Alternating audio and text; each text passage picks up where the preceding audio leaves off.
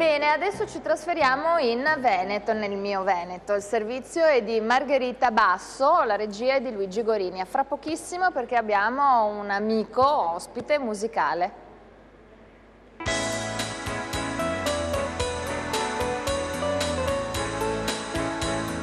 La Regione Veneto, sempre attenta alle esigenze del turista, promuove anche quest'anno la vacanza attiva. Siamo sull'isola di Albarella, sulle rive del Delta del Po, nel cuore di una rete di itinerari da percorrere a cavallo, sullo sfondo di paesaggi straordinari e assai diversi tra loro.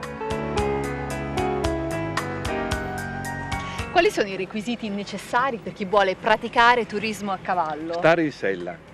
Significa dare al cavallo la tranquillità tale da poter affrontare il viaggio e l'incognita che rappresenta la locomozione, il transito in certe situazioni, i ponti, tante altre cose. Per cui noi che cosa facciamo? Al turista che vuole fare il giro nel delta abbiamo un centro dove si insegnano le tecniche equestri. In primo luogo la trasmissione della tranquillità al cavallo, che è la cosa fondamentale per andare a fare il turismo equestre.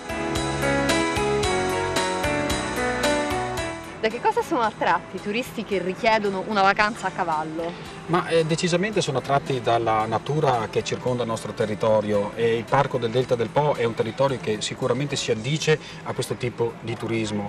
Per questo noi del Consorzio Operatori Turistici del Delta del Po e della provincia di Rovigo abbiamo approntato dei pacchetti proprio di offerte di gite a cavallo proprio per dare la possibilità a coloro che hanno questa passione di fare delle giornate di 1, 2, 3 o 4 giorni a cavallo, sicuramente facendo delle passeggiate indimenticabili nel nostro territorio.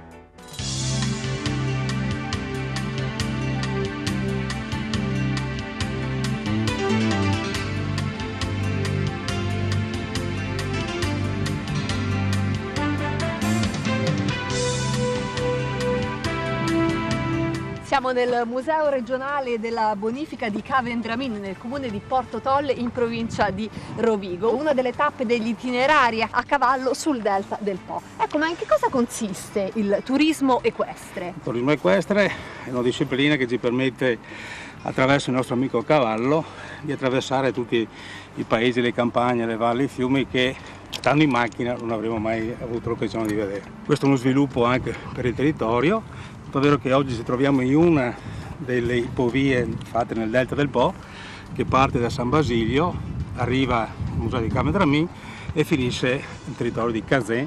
Una tappa mediamente di 38 km si fanno al giorno a cavallo con soste, picnic, quindi si valorizza anche un po' tutto quanto è il contesto che ci circonda, e questa è una delle ipovie chiamate delle due Poppiglie.